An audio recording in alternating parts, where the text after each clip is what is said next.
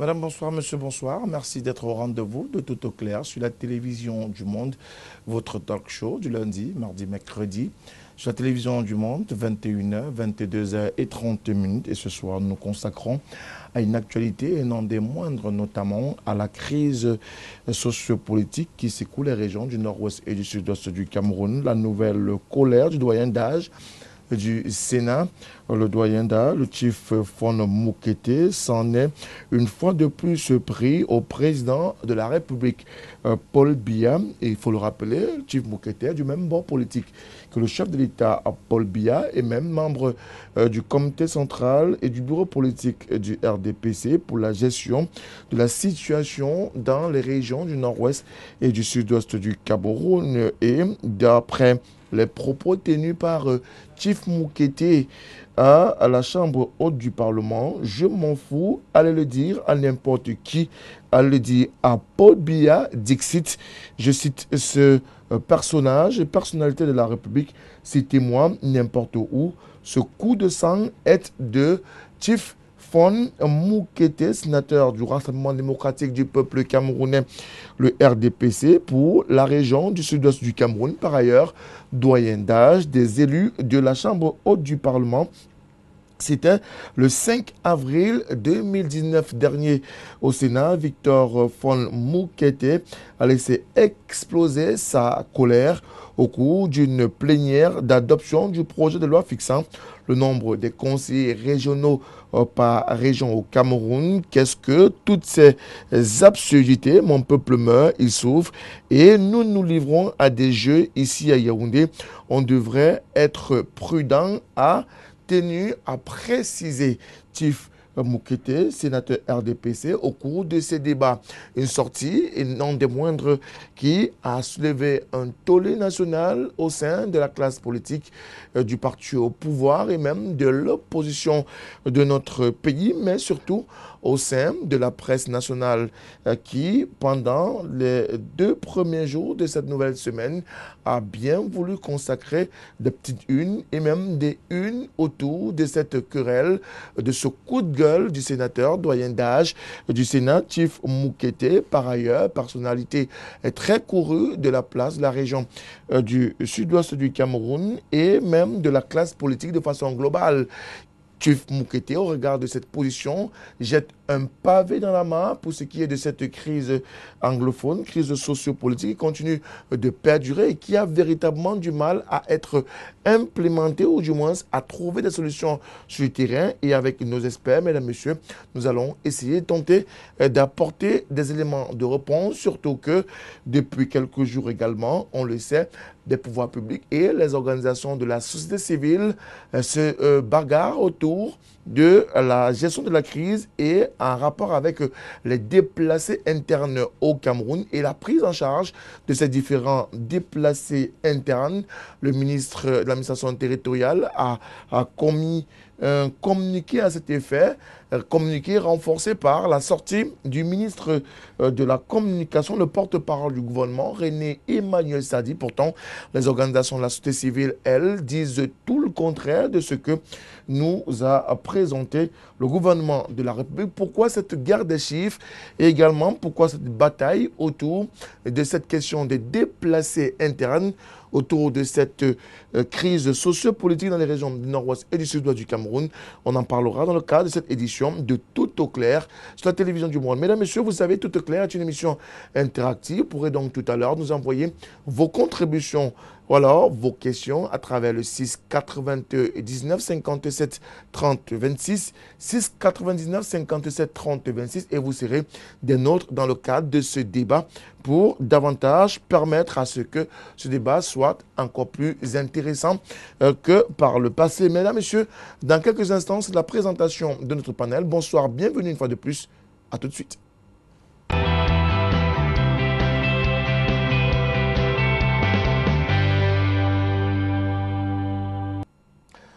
Une fois encore, bonsoir madame, bonsoir monsieur, merci d'être au rendez-vous de Tout au clair sur la télévision du monde. Ils sont 5 à avoir été conviés à cet échange, à ce débat interactif sur la télévision du monde dans le cadre de Tout au clair. 3 sont confortablement installés sur ce plateau. Nous pourrons également, dans quelques minutes, avoir en direct de Yaoundé, si la réalisation nous le permet et les conditions techniques également nous le permettent.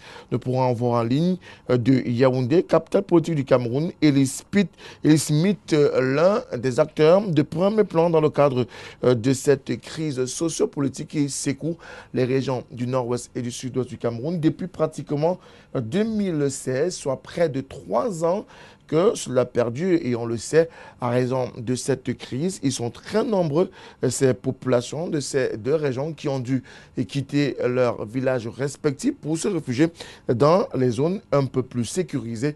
Voilà donc ce qui va meubler cet échange, ce débat dans le cadre de Tout au clair sur la télévision du monde. Mesdames, Messieurs, pour donc faire le débat avec nous ce soir, il est également, et il nous revient après avoir accepté d'être toujours parmi nous dans le cadre de cette édition ou de ces émissions de Tout au clair, il est du bord du parti au pouvoir et il est donc là. André-Marie Biboum, c'est son nom. Bonsoir André. Bonsoir Frédéric, bonsoir à mes copanélistes et bonsoir à tous les téléspectateurs de LTM Télévision. Merci à vous d'avoir accepté d'être en notre compagnie ce soir, en face de messieurs qui nous ont fait l'honneur, le bonheur, le plaisir de partager également ce plateau en votre compagnie. Tout d'abord, à ma droite, nous avons un jeune qui nous vient d'une organisation de la société civile, Un Monde à venir, pour citer l'organisation. David Moukoudi nous a retrouvés ce soir. David, bonsoir. Bonsoir Frédéric, c'est avec tout le grand plaisir que j'ai pu encore répondre une fois de plus à l'appel de ce soir pour contribuer à ma manière, contribuer à la manière de la société civile, à l'édification des Camerounais sur cette crise qui aujourd'hui ne fait que perdurer et dont une fois de plus on ne saurait le dire, que nous demandons que des solutions soient immédiates pour une sortie efficace de la crise qui a déjà duré comme ça au Cameroun. Donc je vous dis bonsoir, bonsoir aux companélistes.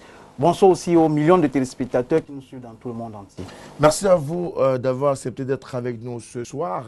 Un autre qui nous retrouve après quelques semaines de disette. Il nous vient de l'une des formations politiques les plus virulentes de la place camerounaise, sinon l'une des plus importantes, le Social Democratic Front. C'est un jeune que nous avons toujours le bonheur, le plaisir d'inviter dans le cadre de ce débat sur Télévision du Monde, Eric Pimlap, qui nous vient de Douala 5e, cette circonscription assez vaste aussi. Bonsoir. Bonsoir M. Moutomer, bonsoir à mes copanélistes, bonsoir à vos nombreux téléspectateurs et comme d'habitude, permettez-moi d'avoir une pensée pour nos frères et sœurs qui sont dans la forêt, dans les régions du nord-ouest et du sud-ouest.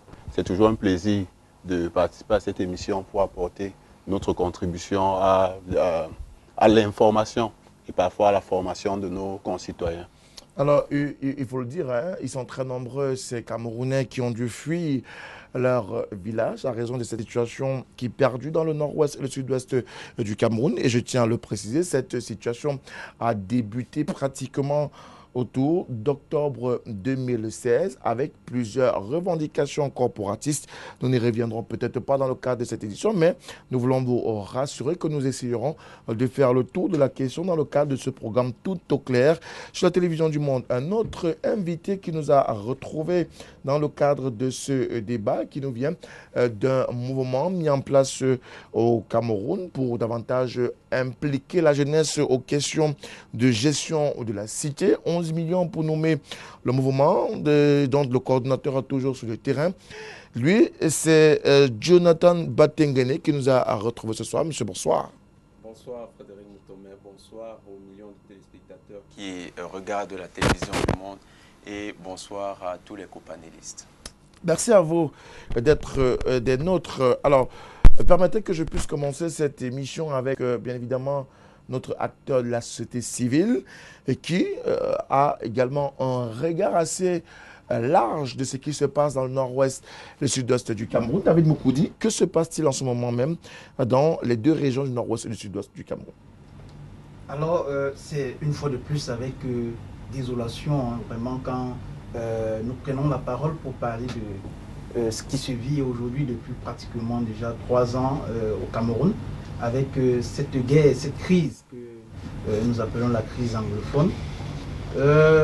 Il se passe qu'aujourd'hui, nous avons beaucoup de nos confrères, de nos concitoyennes qui ont fui le domicile, pas parce qu'ils voulaient, mais d'autres ont été, plusieurs ont été contraints, certains qui ont été enlevés, d'autres qui sont dans des forêts, plusieurs milliers, disons même de centaines de milliers, qui se retrouvent dans d'autres régions voisines du sud et du nord-ouest.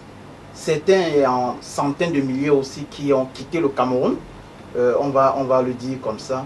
C'est toujours avec désolation lorsque nous on prend la parole pour en parler, parce que ce n'est pas avec gaieté de cœur que nous pouvons savoir que nous sommes ici dans le littoral, plus ou moins en paix, et que de l'autre côté, nous avons des concitoyens qui meurent au quotidien. Vous avez appris qu'il y a encore la semaine dernière des villes mortes, des mots de vie d'autres villes mortes qui avaient été lancés, qui devaient se poursuivre jusqu'au 10. Moi, je suis en contact avec plusieurs jeunes qui sont dans ces régions-là. D'ailleurs, la semaine dernière, j'étais avec 3 d'entre eux à Yaoundé pour une formation des jeunes leaders, qui l'un m'a fait comprendre qu'il a quitté le sud-ouest pratiquement, ça c'était mercredi lorsqu'on s'est rencontrés, il a quitté depuis dimanche, parce qu'il ne voulait pas que tomber sous le coup de la rumeur, le mot d'ordre des villes mortes qui était lancé, qui devait commencer lundi, le 1er, pour s'étendre jusqu'au 10. Et les 2 autres m'ont fait le même témoignage. Et aujourd'hui, avant d'arriver ici, j'ai pris le soin d'appeler ces derniers, qui m'ont confirmé qu'effectivement, ils sont nombreux qui ont écouté ce mot d'ordre-là. Donc voilà un peu en gros ce qui se passe dans le nord-ouest et dans le sud-ouest du Cameroun. Monsieur Jonathan Bantéguéné, ces mots d'ordre de grève sont répétés et sont très souvent attribués aux séparatistes de l'État virtuel de l'Amazonie. Oui, les séparatistes ont pris comme mode opératoire ou bien mode opérationnel de créer une sorte de situation de boycott des journées de travail, et aussi même pour montrer qu'ils ont prégnance sur la rue. Et ainsi, ils veulent démontrer aussi au niveau international que cette partie du Cameroun est ingouvernable. Ce qui est leur argument principal dans leur lobbying international, que cette zone n'est pas gouvernée par l'État, ce qu'ils appellent la République du Cameroun, et que cette zone serait une zone qui serait sous leur contrôle. Or, la réalité est tout autre. D'abord, pour la question du mot d'ordre, j'avoue que pour ma part, quand j'ai été aussi informé qu'il y avait un mot d'ordre, j'ai essayé de me renseigner, parce qu'il y a beaucoup de personnes là-bas qui nous suivent dans les médias aussi, et qui prennent quand même sur eux de nous renseigner sur les réalités. Il se trouve qu'aujourd'hui, les donneurs du mot d'ordre étaient divisés entre eux. Devrait-on procéder par des actions répressives, ou bien devrait-on rester dans le message juste? Devrait-on faire suivre par des actions? Parce que tout vous visez simplement le festival qui est à Limbé, qui est organisé à Limbé. Il fallait pendant cette période créer une psychose dans cette zone-là. Ceux-là ont donc utilisé cette méthode, mais malheureusement qui a été, je dirais, mitigé dans son suivi. Il y a des gens qui ont suivi, mais ce que j'ai appris, c'est qu'ils n'étaient finalement pas nombreux, parce que beaucoup qui ont eu peur se sont déplacés, en tenant compte de ce qui s'est passé la précédente fois. Il y avait des scènes de guerre. Donc ils se sont dit, s'il y aura encore la guerre, vaut mieux qu'on quitte. Les gens sont partis, et ceux qui sont restés, il n'y a pas eu les mêmes situations, dont certaines me disent que tout s'est passé dans le calme. Aujourd'hui, donc, il se pose une question dans le sud-ouest et nord-ouest. Ce n'est pas forcément la question de qui gouverne. C'est la question de est-ce que les gens vivent en toute quiétude dans ces zones-là. Et en voyant le nombre de déplacés internes qui affluent de ces zones-là, on se pose une autre question.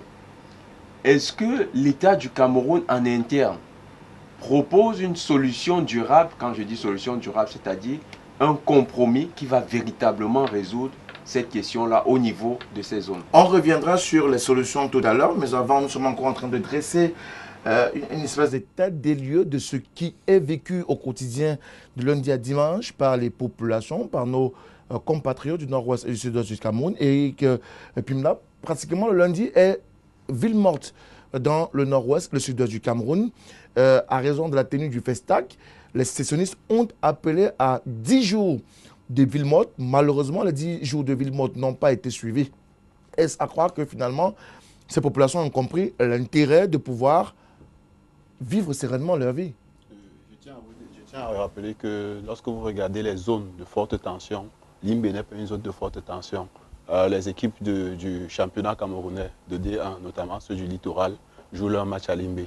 C'est-à-dire que Limbé, du fait de sa position stratégique avec la Sonara et tout ce qui va, en termes de dispositif de sécurité, le dispositif est plus important. Ce qu'il faut noter, c'est que dans le sud-ouest, il y a des zones, j'ai envie de dire, où le conflit est plus important. Et dans ces zones-là, les personnes respectent notamment Boya. À Boya, on respecte mieux le mot d'ordre que, par exemple, à Limbé. Pourquoi devrait-on respecter le mot d'ordre à Boya, à Bamenda et dans les autres localités, Kumba, Kumbo, Santa et autres? Nous sommes dans une guerre asymétrique. Dans le principe de la guerre asymétrique, comme disait celui de 11 millions de citoyens, il faut noter que M. Batengene, c'est l'effet psychologique qui est recherché. C'est-à-dire que les sécessionnistes n'ont pas les moyens de contrer l'État, mais il est juste question de montrer qu'ils sont présents sur le terrain, qu'ils sont capables de contraindre des Camerounais à agir. Et maintenant, ce qu'il faut noter aussi, c'est que quelque part, les Camerounais qui vivent dans ces régions sont entre le marteau et l'enclume. C'est-à-dire, aujourd'hui, les sécessionnistes sont un problème, mais également, de temps en temps, l'armée est un problème. On a un certain nombre d'exactions, je ne vais pas entrer dans les détails, où on roule des gens dans la boue. Des exactions. Non, justement, c'est-à-dire que ce qu'il faut noter, qui ont déjà été relevées. S'il vous plaît, ce qu'il faut noter, c'est que ces exactions font que les populations, lorsqu'il faut fuir les sécessionnistes, en principe, ils devraient se retourner vers l'armée. Et dans le cas du renseignement prévisionnel, c'est ce qu'on a fait dans la lutte contre Boko Haram, dès l'instant qu'on a introduit les populations dans le dispositif de sécurité à travers les comités de vigilance qui devaient informer des mouvements des personnes qui ne sont pas avec l'État, ça permet également que l'armée fasse mieux son travail. Sauf qu'aujourd'hui, l'armée n'est pas toujours l'ami de la population. Alors, même si l'armée n'est pas toujours l'ami de la population, du point de vue d'Eric Pimlab, qui n'est pas forcément la réalité sur le terrain, la psychose générale et grandissante qu'on avait dans une certaine période dans le nord-ouest et le sud-ouest du Cameroun semble quand même s'être estompée. Oui, tout à fait, parce que déjà, il faut avouer que le groupe sécessionniste aujourd'hui n'a pas de leader en tant que tel. D'abord, parce qu'il y a plusieurs groupes qui se déclarent autonomes de part des différentes régions que nous avons dans ces zones, que ce soit dans le nord-ouest ou le sud-ouest. Et ce qui fait en sorte que lorsque on balance les tracts dans la rue, aucun tract n'est signé, mais on vous dit pas de sortie pendant 10 jours. Qui a signé ce tract? Et vous verrez que lorsqu'une annonce comme celle-là est faite, entre eux, il y a affrontement entre ceux qui sont partisans, n'est-ce pas, de ce mot d'ordre, et une autre branche qui vous dit, nous ne sommes pas d'accord. Et pourquoi? Parce que c'est la population aujourd'hui, petit à petit, qui est en train de souffrir. Ceux-là qui se revendiquent être des sécessionnistes et qui veulent la séparation des deux États, sont en train de réaliser que ce sont leurs propres familles, leurs propres frères qui sont en train de subir énormément le coup, n'est-ce pas, de cette, entre guillemets, de cette guerre qui n'a pas de sens dans notre pays. Raison pour laquelle vous verrez qu'il n'est pas question pour la population d'adhérer, mais tout simplement parce que la population aujourd'hui est victime.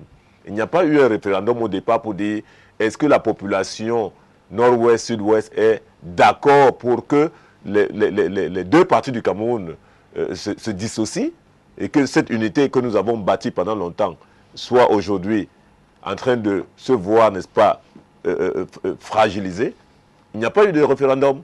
Donc il y a eu des personnes qui se sont levées comme ça pour dire nous voulons revendiquer notre indépendance. Mais lorsqu'ils viennent en plus, moi ce que je regarde dans l'histoire, on parle du Southern Cameroun. Ça veut dire qu'il y a toujours eu Cameroun là-dedans. Pourquoi ils se réveillent aujourd'hui pour parler d'un État en bas ou quoi, je ne sais pas Ambazonien. comment ils appellent ça, hein? Donc, le problème aujourd'hui, c'est que ces bandes armées, se sentant aujourd'hui dos au mur, préfèrent utiliser la population en se disant que lorsque la population en aura ras-le-bol, elle pourra se soulever contre l'État central. Mais malheureusement pour cela, la population préfère plutôt rester à la maison. Parce que lorsqu'il y a des affrontements, le plus souvent, entre ces bandes armées et l'armée régulière, naturellement, on dénombre les victimes du côté des civils. Ce que nous ne souhaiterions pas continuer à voir, parce que c'est quand même des Camerounais qui meurent tous les jours. Nous sommes à des milliers de morts aujourd'hui pour quelque chose, n'est-ce pas, que nous avons sous-estimé au départ. Il y a une volonté au niveau de l'État central qui de plus en plus demande, n'est-ce pas, à ces bandes armées de déposer les armes. Mais je pense quand même que nous avons une armée puissante qui jusqu'ici n'est pas allée au-delà parce qu'il faut préserver la population. N'oubliez pas que c'est une guerre asymétrique. Si ça avait été un ennemi venant de l'extérieur, je crois qu'on n'en serait pas là. Alors, même si on reconnaît qu'on est dans une guerre asymétrique, il reste que les populations sont les cibles. Aujourd'hui, on connaît une méthode également qui est mise en avant par les États ou alors les sécessionnistes qui se revendiquent de l'État virtuel de l'Ambazonie. C'est les rapts, ce sont les enlèvements au quotidien. On a connu ça dans les lycées, dans les universités. On le connaît également dans les équipes de football aujourd'hui qui évoluent dans le nord-ouest et le sud-ouest du Cameroun. Emmanuel Doumobosso, désormais entraîneur de Coton Sport de Garoua, avait été enlevé puis relâché. Le coach de PW, Didier Bamenda, a été enlevé puis relâché. À quoi véritablement jouent ces gens, ou alors ce sont des bandes de bandits, pour être plus simple, qui n'ont rien à voir avec les sécessionnistes, qui ont pris possession de cette crise et qui l'utilisent à bon escient. Oui, mais il faut comprendre sur le terrain, il y a plusieurs groupes. Il y a plusieurs groupes. Il faut déjà qu'on comprenne cela. Il y a plusieurs groupes. Nous, lors de nos différentes enquêtes, tout récemment, le Front des citoyens a justement mené cette enquête et aller vers les populations pour essayer de comprendre dans le fond ce qui se passe. Effectivement, il y a plusieurs groupes sur le terrain. Déjà, 3 grands groupes. Chaque groupe a son armée qui aujourd'hui a déployé des groupuscules qui sont déjà au nombre de 16. Alors, à l'intérieur, on peut comprendre qu'il y en a d'aucuns déjà qui se sont infiltrés, qui ne sont plus en train qui ne sont plus en étroite collaboration avec les revendications dès le départ. Mais ce que je veux dire ici, c'est que ça témoigne encore d'une autre chose. Comment comprendre qu'on réussisse à aller dans des écoles, des universités, des lycées, des collèges, dans des églises, des mosquées, pour enlever les gens. Et même pour tuer d'autres. Pour tuer d'autres, jusqu'à on réussit à partir avec eux, demander la rançon. Mais on se demande bien de savoir. Nous savons très bien depuis 3 ans que ces 2 zones sont insécurisées. Il y a de la crise. Alors, on nous fait comprendre que l'armée est sur le terrain au quotidien. Mais le constat est fait que les enlèvements sont grandissants, les kidnappings et autres. Maintenant, pourquoi ces gens le font? Mais c'est tout à fait compréhensible. Ils sont, pour certains groupes, fragilisés parce que n'ayant plus assez de moyens, vous voyez très bien que lorsqu'ils enlèvent des gens, c'est pour demander les rançons. D'autres, c'est pour se ravitailler. Peut-être ce qu'on ne dit pas aussi assez aux gens, c'est qu'il y a une autre stratégie qui ne consiste pas seulement à enlever, mais à aller dans les familles où ils viennent. On menace certaines familles de les tuer. Et pour qu'on ne te tue pas, tu dois contribuer, tu donnes de l'argent. Ceux qui ont des bétails et autres, leurs bétails sont enlevés. Donc on comprend ici qu'ils sont beaucoup plus, du moins du camp des sécessionnistes, à la recherche des moyens de subsistance. Mais ça témoigne pour ma part aussi que quelque part sur le terrain, l'armée n'a pas une meilleure maîtrise de la situation, parce que lorsqu'ils arrivent encore à enlever des gens, que ce soit dans les universités, les lycées ou dans les maisons, et même à tuer d'autres, ça montre que les gars se sont établis en patron sur le terrain, et c'est à craindre. Et il faut craindre de cela. Ellie Smith, nous a d'ailleurs donné quelques précisions ce matin. Nous espérons pouvoir l'avoir au téléphone, mais avant de mettre toutes les batteries en marche pour avoir Elie Smith au téléphone et avec lequel nous pourrons discuter de 2 ou 3 éléments et pour avoir plus d'éclaircies autour de cette querelle dans le nord-ouest et le sud-ouest du Cameroun. Je t'attends, Batengene. On l'a relevé. Il y a ces éléments qui sont mis en avant, qui permettent à ces sécessionnistes de pouvoir se ravitailler, donc de pouvoir être de nouveau opérationnels. Mais est-ce que ces hommes sont dos au mur au regard de la situation qui sévit dans le nord-ouest et le sud-ouest? De plus en plus. De plus en plus, ils sont dos au mur. Déjà que la base, en fait, le sommet d'approvisionnement a été considérablement fragilisé ces derniers temps, du fait d'abord des batailles internes entre les leaders, parce que ceux qui sont dans la diaspora, il y a eu 1 250 000 $ qui a fait problème entre eux, ils n'ont pas pu trouver des solutions, des gens se sont désengagés, donc les fonds n'arrivent plus comme au départ. Comme au départ. Maintenant, il y a au niveau local, l'armée a utilisé une autre stratégie, c'est que toute personne qui était soupçonnée, même de leur apporter du soutien, avait été aussi fragilisée sur le plan économique, de telle sorte que les grands soutiens locaux n'avaient plus la capacité de rentrer, de devenir les relais de financement ici. Et aussi, il y a les mécanismes par lesquels ils transitaient les fonds. Ils faisaient transiter leurs fonds. Ça a aussi été considérablement attaqué. Aujourd'hui, ils se retrouvent dans une stratégie de survie qui est peut-être celle des coupeurs de route, c'est-à-dire l'économie par les rançons. Ils arrêtent. Par embuscade, on va dire ça. Effectivement, une sorte d'embuscade. Donc, il y a effectivement qu'ils sont au dos au mur. À ce niveau-là, l'armée, dans la guerre d'usure que les sécessionnistes avaient voulu imposer à l'État, ils se rendent compte que la guerre d'usure demande beaucoup de moyens et ces moyens-là, ils ne les ont pas. Maintenant, il y a aussi à craindre un phénomène parce que ça aussi, on en parle très peu. Il y a aussi l'implication de certaines personnes qui là-bas ont trouvé un intérêt à ce que cette situation perdure. Et ceux-là aussi, ça inquiète beaucoup parce que c'est des personnes parfois qui ne sont pas forcément des sécessionnistes. C'est des personnes qui s'entendent avec certains groupes et les récupèrent à leur propre compte. Ça, c'est une pratique qui a cours là-bas et qui inquiète parce que même les populations civiles dénoncent et s'inquiètent que comment certaines personnes qui étaient venues pour leur sécurité se retrouvent incriminées dans des faits aussi bizarres. Donc, à ce niveau, les populations sont la grande victime.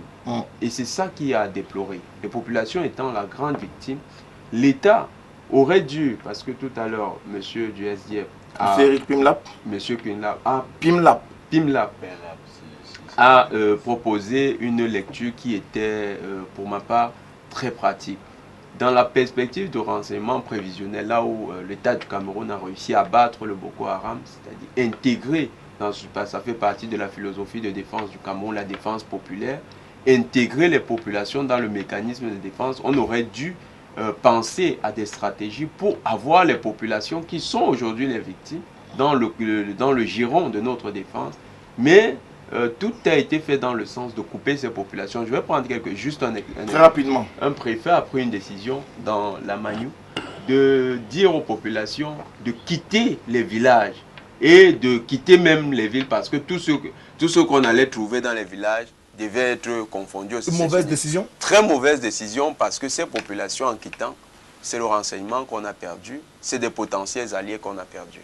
Mais en même temps, il est reproché aux populations et notamment à tous ceux qui sont dans le nord-ouest et le sud-est du Cameroun de faire du laxisme face à ce qu'ils vivent au quotidien, à ces hommes et femmes qui sont de là-bas et qui, pour certains, ont choisi délibérément de quitter leur village, de quitter la localité, au risque de voir les sécessionnistes s'implanter et en faire des bases et même des camps de concentration, des camps militaires pour la plupart de ces groupes sécessionnistes.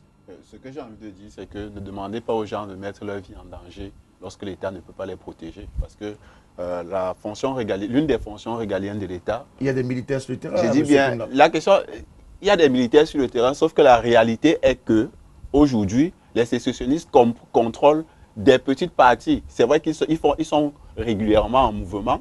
Et justement, parce qu'on s'est aliéné la population, on est incapable d'avoir les informations sur leurs différents mouvements. Lorsque vous êtes dans une région où un gouverneur, son convoi est attaqué à l'aller et au retour, lorsqu'il va à un événement, un ministre de la Défense, son convoi est attaqué à l'aller et au retour, ça suppose que les sécessionnistes, à la limite, ont plus d'informations que nos militaires. Parce que le minimum, si le gouverneur de la région du Sud-Ouest, par exemple, ne peut pas se déplacer simplement, ne demandez pas à un civil qui n'a ni la protection du gouverneur, ni, je ne sais pas, la formation même du gouverneur, parce que tous sont des administrateurs civils. Ils font donc ils vont passer par on les amène, voilà, on les amène pour qu'ils aient une certaine formation. Donc, dans ce contexte-là, pour éviter de perdre leur vie, certains ont préféré aller se réfugier dans la brousse, d'autres ont décidé de se déplacer. Donc, ne demandez pas à ces populations-là de rester pour se faire tuer. Parce qu'aujourd'hui, l'État est incapable d'assurer leur sécurité. Alors, vous savez que le SDF avait dit à une certaine époque de démilitariser carrément le nord-ouest et le sud-ouest du Cameroun. Dans la logique de démilitariser, c'est que nous sommes dans une situation où, jusqu'à présent, le pouvoir en place a décidé de l'option militaire. Et l'option militaire a montré ses limites. On demande un dialogue inclusif. Et pour faire du dialogue, il est important qu'à un moment donné, qu'on dépose des armes. Parce que contrairement à ce qu'on dit, les groupes, aussi nombreux soient-ils, ont des leaders qu'on connaît. Donc, il est juste question de décider de prendre l'option qui n'est pas armée. Et justement, la All Anglophone Conference était une des propositions pour discuter déjà de nous qui sommes là, que pensons-nous de notre avenir. On va parler de la All Anglophone Conference. Justement, le gouvernement a pilonné cette initiative et jusqu'aujourd'hui, cette initiative n'a pas eu lieu. Donc, on se retrouve dans une situation où la situation est en train de dégénérer et ne demandez pas aux populations d'aller se faire massacrer. Alors, est-ce que vous comprenez, vous, M. Biboum, la sortie très dure du Chief Moukete, sénateur RDPC à la Chambre haute du Parlement, et même membre du bureau politique du RDPC, alors que la crise a du mal à trouver des solutions sur le terrain? Je pense que c'est normal, n'est-ce pas, sa sortie, parce que certaines personnes avaient l'impression que le RDPC ou alors le parti au pouvoir n'avait pour seul objectif que Yaoundé. C'est-à-dire être assis dans les ministères, être assis à la présidence et se dire la crise anglophone, ce n'est pas la préoccupation de l'heure. Mais je pense que la sortie de Chief Moukete vient rétablir l'ordre des choses pour montrer que ce n'est pas parce qu'il est de ce bord qu'il va fermer les yeux sur ce qui concerne aujourd'hui. Moi, à un moment, il faut... Est-ce que c'est parce qu'il y a la querelle de ces régionales, de ces élections régionales, qu'il faut absolument que le RDPC se fasse entendre et que le RDPC, à travers peut-être Chief Moukete, prenne une position qui est contraire à celle qui était attendue par l'ensemble de l'opinion nationale et peut-être internationale? Je vous dirais que cette position n'est pas nouvelle. Parce que quand cette crise commence, il y a une délégation des parlementaires RDPC qui fait le tour du nord-ouest et du sud-ouest. Et cette délégation est remontée à Yaoundé avec des propositions, nous le savons. Maintenant, ce sont les propositions qui, jusqu'ici, nous avons l'impression qu'elles n'ont pas été prises en considération telles qu'il se devait. J'ai l'impression que c'est ce qui a dû se passer au cercle même du parti. Je ne dis pas que c'est ce qui s'est passé, mais ce qui a dû se passer parce qu'on se souvient très bien que lors de la descente des parlementaires, ils étaient remontés avec des propositions et ils ont fait un mémorandum qu'ils ont soumis à la hiérarchie du parti et même au niveau du chef de l'État. Donc, la sortie de Chief Moukete aujourd'hui, nous tous nous connaissons son âge. Donc, c'est plus quelqu'un qui a besoin d'un poste ministériel ou alors un poste de Sénat. À son âge aujourd'hui, il s'est dit, même s'il faut que je parte demain, je dois laisser ma maison en paix. Moi, je crois que c'est ce qui justifie sa sortie aussi, n'est-ce pas, dure au niveau de ses propos. Parce que la crise anglophone aujourd'hui, avant, ce n'est plus rien qu'une crise anglophone. Nous sommes tous concernés aujourd'hui et c'est pour cela que tous les Camerounais aujourd'hui doivent se mobiliser, chacun à quelque niveau que ce soit, pour apporter sa contribution. Parce que ce sont des Camerounais qui meurent.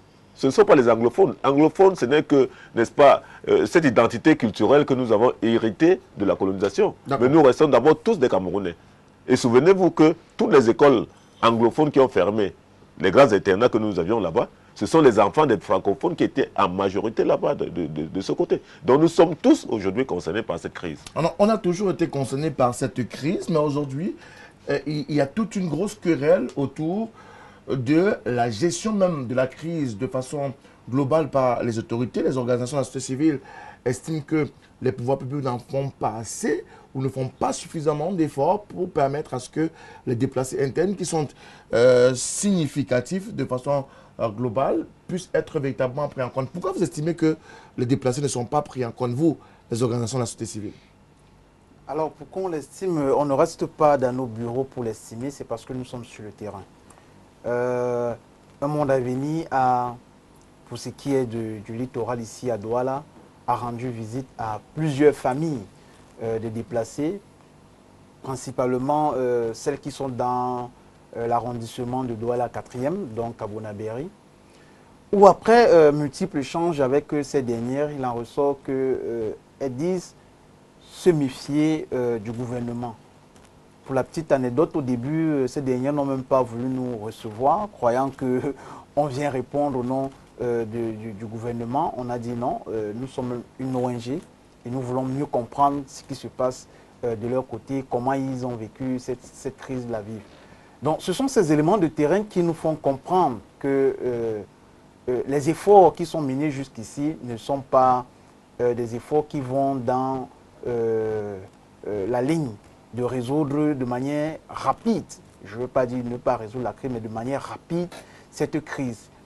Souvenez-vous, on a eu une commission, celle de Bidoumpad, mais qu'est-ce qu'il en est de toutes les résolutions faites, parmi lesquelles il fait mention du dialogue national inclusif. Mais où en est-on aujourd'hui? Tout le monde, la société civile, les leaders politiques, les leaders d'opinion, les leaders religieux, même la communauté internationale appellent effectivement à ce dialogue qui, petit à petit, le gouvernement lui-même commence à se rendre compte que c'est la solution. Mais pourquoi est-ce qu'il traîne à la mettre en œuvre? Et pourquoi est-ce qu'il, je vais le dire comme ça, met les bâtons dans les roues de tous ceux qui s'essayent à cette solution, à organiser ce dialogue national inclusif? Ce sont des questions qu'il faut se poser. Ça veut dire qu'il y a des gens qui sont tapis dans l'ombre, certainement, qui gagneraient ou qui gagnent à voir cette crise perdurer. Et donc, ils ne veulent pas que nous sortions de là le plus rapidement possible. Alors, M. Patenguene, il y a cette guerre des chiffres. Essayons de donner quelques chiffres que nous avons. Les organisations de la société civile qui établissent être allés sur le terrain parlent de 400 000 déplacés internes à raison de la crise anglophone dans le nord-ouest et le sud-ouest du Cameroun. Le gouvernement, lui, annonce un chiffre de 158 000 déplacés. Un grand fossé entre les organisations et le gouvernement. Cette guerre des chiffres profite-t-elle à quelqu'un? Guerre des chiffres, oui. En fait, c'est l'enjeu dans la guerre des chiffres qui est à revoir. Parce que la crise dans les zones anglophones, parce que je n'appelle pas ça la crise anglophone, ce n'est pas une crise du monde anglophone. Non. C'est une crise dans la zone anglophone. Ici, dans les zones dites francophones, on parle anglais. Ce n'est pas la personne, ce n'est pas l'identité culturelle anglophone qui est remise en question. C'est un état de fait dans les zones anglophones qui sont en fait en train de justifier un certain type de frustration d'une partie de la population camerounaise. J'appelle toujours ça la crise en zone anglophone. Alors les crises en zone anglophone ont suscité de nouveaux acteurs qu'on a vu émerger au bénéfice d'un certain type d'actes. Vous avez au niveau international des gens qui font une action de lobbying auprès des partenaires internationaux. Il n'y a pas longtemps, d'aucuns étaient proches du Parlement américain pour demander que les États-Unis s'intéressent de cette crise. Et quand on voit donc la nature de ces acteurs-là, on comprend qu'ils ont la capacité de toucher un certain type d'institution. Vous avez donc des ONG qui ont parfois des financements tout à fait de commanditaires cachés mais qui financent leur activité sur le terrain et qui produisent des rapports sur certains pays. Je parle de Human Rights Watch. Des rapports qui sont tout de même contestés par le gouvernement. Des rapports, le gouvernement ne les conteste pas, je parle bien des enjeux derrière les chiffres. C'est quoi en fait les enjeux? L'enjeu recherché ici, c'est l'intervention humanitaire, ce qu'on appelle le droit d'ingérence humanitaire. Le HCR a commis des chiffres. Le gouvernement du Cameroun est conscient que ces chiffres, ayant atteint un certain pic, peuvent interpeller la communauté internationale qui saisirait alors le Conseil des Nations Unies et qui s'intéresserait véritablement à la question du nord-ouest, sud-ouest camerounais. Et les acteurs qui, dans les officines, sont en train de travailler sur cette question, je parle bien là d'un certain type d'acteurs qui, à l'étranger, sont en train de mener leur action de lobby, souhaiteraient devenir les interlocuteurs de l'État du Cameroun. Eux, quand ils regardent actuellement le discrédit dont on parle, l'État aurait... La All Anglophone Conference n'a pas été seulement perturbée par l'État du Cameroun. Et l'ensemble, M. Eli Smith, que vous allez appeler, j'étais sur un plateau de télévision le jour où il disait que lui-même, il a été menacé et donc peut-être il n'irait pas.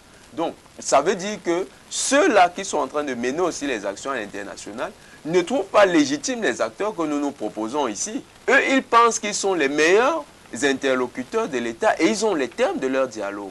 Les termes de leur dialogue, c'est quoi? C'est de créer un État sécessionniste. Et si, au niveau international, cette théorie prospère, effectivement, nous aurons les Nations Unies qui interviendraient au Cameroun, mais avec en face, pour dialoguer avec l'État du Cameroun, les sécessionnistes, pas ceux qui parlent de fédéralisme, parce que ceux-là, c'est pour le dialogue inclusif. Et c'est là où je pense que quand même, on pourrait, de manière... Il y a tellement d'intelligence au Cameroun, je ne comprends pas comment le ministère de l'administration territoriale continue de se passer. Voilà, monsieur Moukoli, que je découvre ici, là, qui est tout à fait quelqu'un de recommandable, qui comprend ces problématiques-là. On peut s'entourer de beaucoup de personnes pour résoudre ça de façon camerounaise. Mais il reste quand même que les chiffres avancés par les organisations de la société civile et même les organisations internationales, notamment Human Rights Watch ou encore le Haut Commissariat des Nations Unies qui lui parle de 437 000 déplacés internes pour 246 000 dans la seule région du sud-ouest et 105 000 déplacés dans le nord-ouest du Cameroun pour un total et 86 000 dans le littoral et l'ouest du Cameroun qui sont les zones ou les régions limitrophes aux régions du nord-ouest et le sud-ouest du Cameroun. Mais toujours est-il que au regard de cette situation, on comprend aussi la posture du gouvernement qui estime que ces rapports produits commis militent pour la déstabilisation du Cameroun. Vous savez, nous sommes dans un système qui voit la déstabilisation partout, donc ce ne sera pas nouveau. Mais seulement ce qu'il faut noter, c'est que cette bataille de chiffres, que ce soit 400 000, que ce soit 150 000, la question c'est quelle est la réponse qui est apportée pour mettre fin à la souffrance de ces Camerounais-là. Parce que ce qu'il faut noter, c'est une crise qui a commencé avec une ou deux personnes. Si aujourd'hui, prenons même les chiffres du gouvernement, laissons les chiffres des autres. Lorsque vous avez 150 000 Camerounais qui sont déplacés internes, qu'est-ce qui est fait pour que ces Camerounais puissent... Non, parce qu'en réalité, cette bataille de chiffres ne nous sert pas à grand-chose. Vous n'avez pas vu les actions du gouvernement? Il y a eu une collecte de fonds qui a été mobilisée.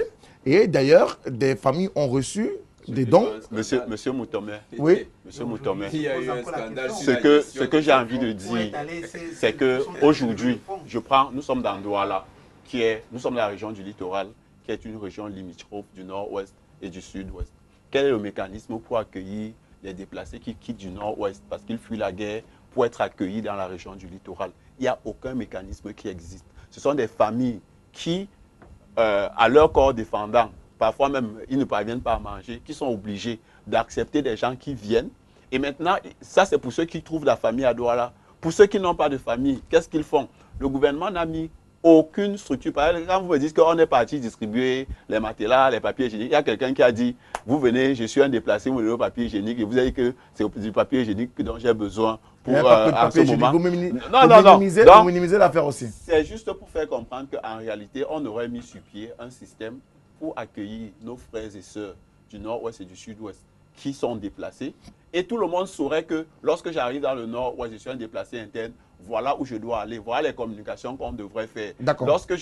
C'est justement ça, parce que le tout, c'est pas dit il y a 100 milliards. Maintenant, à côté des chiffres, ce qu'il faut noter, c'est que plus il y a de personnes, lorsque vous demandez l'aide, notamment si vous prenez au système des Nations Unies, dans beaucoup de cas, il fonctionne sur la base de, lorsqu'il y a une situation, on fait appel à l'aide internationale. Et justement, si tu as 100 personnes, tu vas demander l'argent pour 100 personnes. Si tu as 400 000 personnes, tu vas demander l'argent pour 400 000 personnes. Et parfois, on va te donner l'argent de 200 000 personnes et ça va te permettre de gérer. Alors, Éric Pimlab, lui, il estime que rien n'a été véritablement mis en place. Pourtant, Paul Atangandi et plusieurs autres ministres, préfets, gouverneurs sont descendus sur le terrain pour distribuer justement l'aide qui a été mise à la disposition de ces déplacés internes.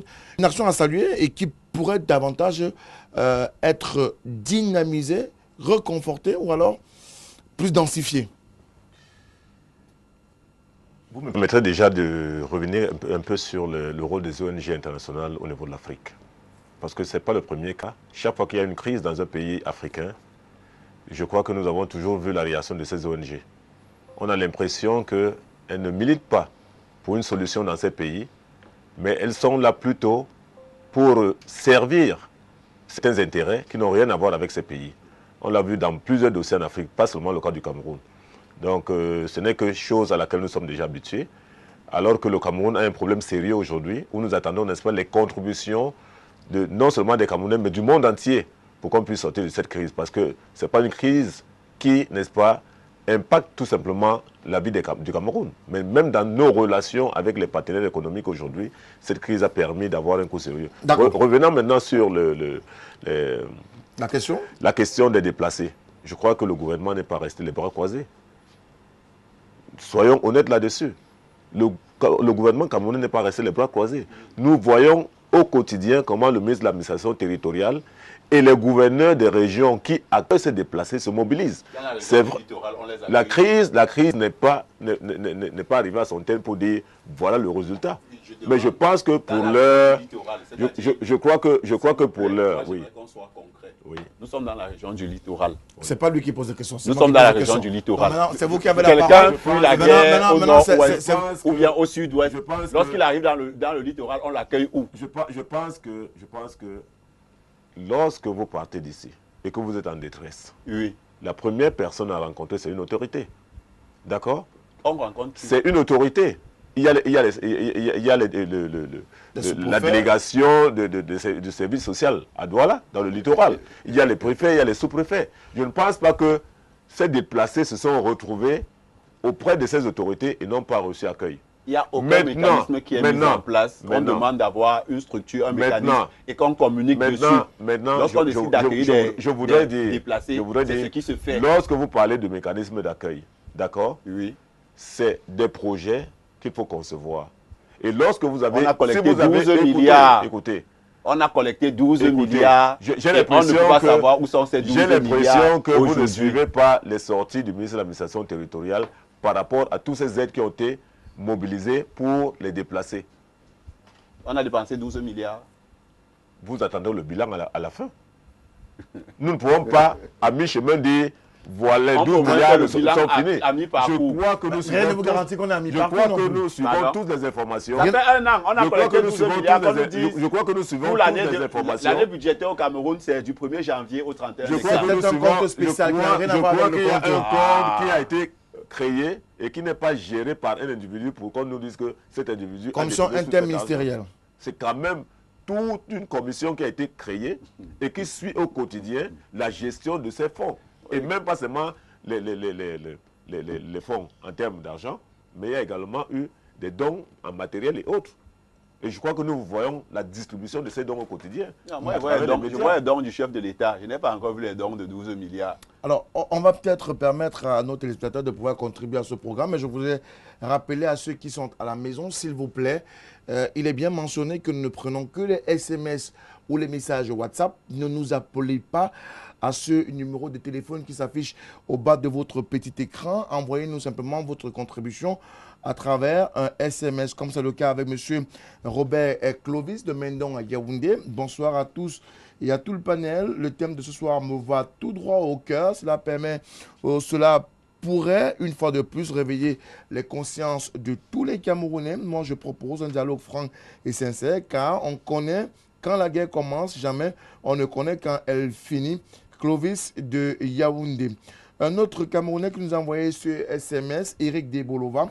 Bonsoir au panel. Que fait concrètement le SDF dans le sens de récupérer les déplacés du nord-ouest et du sud-ouest du Cameroun? C'est Eric Debolova qui pose sa question. S'il vous plaît, messieurs et dames, n'appelez pas ce numéro de téléphone. Alors, bonsoir. Swap to English. Swap to English. Bonsoir, monsieur Frédéric Moutomer. Regardez, mon français n'est pas le meilleur, d'accord. Dans un véritable cadre démocratique, le gouvernement devrait être composé de populistes et non de... Alors, son message est un peu touffu, mais dans la suite, il nous dit « Mais il est regrettable qu'au Cameroun, nous n'avions qu'un système kangourou. Si Fon Moukete a réalisé qu'il était endormi depuis 2016, alors tout va bien. Nous souffrons parce que nous sommes anglophones. Ce gouvernement est très réticent à raison des coups de feu survenus ici à Moliko. Les gens ont peur de sortir. Ngale de Boya qui nous envoie ce SMS. Merci à vous, monsieur Ngale à Boya, qui prenait la peine de nous regarder ce soir, encore comme tous les autres soirs, dans le cadre de Tout au clair sur la télévision du monde. Bonsoir à tout le panel de l'émission Tout au clair. Moi, je pense que cette crise est devenue un business pour certains Camerounais, raison pour laquelle ça ne finira pas. Demain, monsieur Ndam qui nous envoie ce SMS dans le cadre de cette émission ce soir. Robert de Limbé nous a envoyé un SMS vide. Robert de Limbé, s'il vous plaît, revoyez votre texte. You have to do many things, you journalists, to encourage our government to take a good position and a good solution to end the crisis in our Anglophone region, Northwest and Southwest Cameroon. Je salue le panel. Comment alors, on ne parle pas de M. Kamto ce soir, messieurs. Nous parlons de toute autre chose, et notamment de la crise qui sévit dans le nord-ouest et le sud-ouest du Cameroun. Bonsoir, je suis David Mofor. Si le fédéralisme n'est pas appliqué, le Cameroun risque d'être risque très gros en termes d'unité nationale. Un dialogue inclusif doit être organisé en écartant tous ceux qui ont régné l'existence du problème anglophone. Le patriarche Chief Moukete est dans ses bons droits et dans son bon droit. David depuis Nanterre en France qui nous envoie donc ce SMS ce soir. Merci à vous David, vous qui êtes en antenne et qui nous regardez à travers le réseau satellitaire de Canal Sat. Voilà un autre SMS qui nous vient cette fois-ci d'un autre Camerounais. Bonsoir, je m'appelle Bagafeugue Dylan, étudiant en faculté de médecine, Faculty of Health Science, Université de Boya. J'apprécie déjà l'initiative de la réflexion. Je suis à Boya en ce moment et je subis cette crise à l'état brut. Donc, merci de la compassion de la télévision du monde et notamment de Tout au clair. Puisse cette initiative aller plus loin. Bonsoir, merci pour ce SMS. Un autre SMS qui nous vient d'un pays voisin, notamment de M. Eloka, qui nous écrit à travers le 225. Bonsoir au panel. Le monsieur qui parle d'une structure d'accueil a parfaitement raison. Il n'y a pas de structure pour faciliter les détournements éloquents depuis la Côte d'Ivoire qui nous envoie ce SMS. Merci à vous, monsieur Eloka, vous qui êtes également fidèle téléspectateur sur la télévision du monde. Et puis un autre téléspectateur nous envoie simplement des émoticônes de pleurs, comme pour dire que la situation est dramatique et critique dans le nord-ouest et le sud-ouest du Cameroun. D'autres SMS sont arrivés dans notre contrôle ce soir. Bonsoir au panel, n'appelez plus à ce numéro de téléphone. Mon village brûlé, je me retrouve déplacé et vous me donnez un matelas, c'est pour dormir. Ou c'est Jules Dumfou qui nous a envoyé ce SMS. Bonsoir, je m'appelle... Alors, M. Bafeneguen, votre message a déjà été lu. Vous l'avez envoyé dans tous nos contrôles. Bonsoir, l'un des panélistes a parlé des centres d'accueil et de la mobilisation de 12 milliards. Qu'en est-il? Que ce gouvernement, s'explique Éric de Yaoundé qui nous envoie ce SMS ce soir. Un autre message qui nous est parvenu ce soir dans le cadre de ce débat sur la télévision du Monde. Bonsoir, moi je pense qu'il est temps pour le gouvernement de mettre fin à cette crise car certains s'enrichissent derrière cela et c'est la population qui souffre au final. Théophile Ndji Moyan de Bonateki à Douala qui nous a envoyé ce SMS. Bonsoir à tout le panel. De tout au clair, le peuple camerounais n'est pas dupe. La seule issue de rupture de cette crise reste le départ du chef de l'État, c'est son point de vue, car c'est son entourage endogène qui crée cette crise et qui actuellement est considéré comme étant ces faucons actifs de la crise de manière sous-marine. C'est son point de vue dans le cadre de cette tribune sur la télévision du Monde, dans le cadre tout clair, que les gens cessent de tromper le chef de l'État, Paul Biya, en lui faisant croire qu'il l'aime. Faut un dialogue pur et simple dans le nord-ouest et le sud-ouest du Cameroun pour que la paix revienne. Bonsoir, c'est monsieur ou madame Dogmo qui nous envoie ce SMS dans le cadre de cette émission Tout au clair ce soir. Et puis, cet autre SMS avant de revenir dans le débat. Pourquoi avoir attendu autant pour se prononcer s'agissant de Chief Moukete, sénateur du RDPC, doyen d'âge de la Chambre haute du Parlement, Amougou depuis Yaoundé, qui nous a donc écrit dans le cadre de ce débat. Nous ne prenons pas d'appel, encore moins des appels WhatsApp. Envoyez-nous simplement votre SMS, messieurs et dames, à la maison et nous nous ferons le bonheur, le plaisir de partager votre contribution dans le cadre de ce programme. Tout au clair. Nous revenons avec monsieur David Moukoudi qui nous vient d'un monde à venir, qui est sur le terrain. Mais également, on le sait, le ministre de la Communication a opéré une sortie, mais le ministre reste formel. L'armée camerounaise est républicaine dans le cadre de cette crise du nord-ouest et du sud-ouest du Cameroun, même si les organisations de la société civile taxent l'armée camerounaise d'aller au-delà du respect des droits de l'homme. Oui, permettez-moi, avant de répondre, de faire un petit crochet sur ce que mon copanéliste du RDPC a dit tout à l'heure. Monsieur Bilboum. Monsieur Bilboum, on ne peut pas laisser ça passer comme ça. Human Rights Watch, justement, fait des rapports sur plusieurs pays, que ce soit en France, aux États-Unis, en Italie, en Israël. Il faut regarder, même en Arabie Saoudite. Mais les rapports ne sont pas aussi violents. Non, on sait également que lors du dernier rapport de Human Rights Watch, par exemple, au Congo ou en RDC, l'organisation a été sommée de quitter le terrain. Oui, mais justement, vous voyez que c'est parce que ce pays n'a pas accepté ce qui a été donné comme vérité. Je vais vous lire un petit extrait. Vous voyez là, je suis allé chercher dans l'un de leurs rapports qu'ils ont connu en 2018 sur les États-Unis d'Amérique, où ils relèvent que environ 32 000 enfants de moins de 18 ans sont incarcérés tous les ans dans les prisons pour adultes. Mais ça aurait été une réalité qu'ils ont gardée. Ils ont tenu à préciser que ces enfants sont les enfants noirs. De tous ceux qui sont incarcérés aux États-Unis, les enfants noirs représentent plus de 40% des incarcérés. Donc ça veut dire que nous sommes ici dans un contexte de racisme que cette organisation ne s'est pas limitée à garder, mais elle a sorti ça aux yeux du monde. Et ce rapport a été remis au gouvernement américain qui aujourd'hui justement est en train de vouloir se justifier comme il peut, mais c'est la réalité. Ils ont remis, vous dites, ils ont remis le rapport. Mais ils ont remis le rapport et le rapport est disponible aussi. Est-ce que ici, les Nations Unies, ils ont remis le rapport aux Nations Unies. Est-ce que dans le cas des pays africains, ils remettent les rapports avant de publier? Ils publient. Alors c'est aussi une vérité que je vous dis, peut-être que vous ne saviez pas. Non. Tous les rapports qui sont faits par ces organisations, déjà qui s'appuient par les organisations nationales qui existent, qui sont sur le terrain, et qui ont d'autres moyens que nous n'avons pas et que même notre gouvernement n'a pas aussi souvent parce qu'ils utilisent souvent des satellites pour arriver à avoir un certain nombre d'informations que nous, on ne peut pas avoir. Ils soumettent d'abord ces rapports au gouvernement camerounais. Mais la magie, c'est que lorsque nos gouvernants reçoivent ces rapports sur leur table et ils sont dans une optique de snobber, ils ne donnent aucune suite. Et là, quand c'est comme ça, même nous, un monde à venir, nous soumettons nos rapports annuels à l'administration, chaque année. Mais quelle est la suite qui est donnée à cela?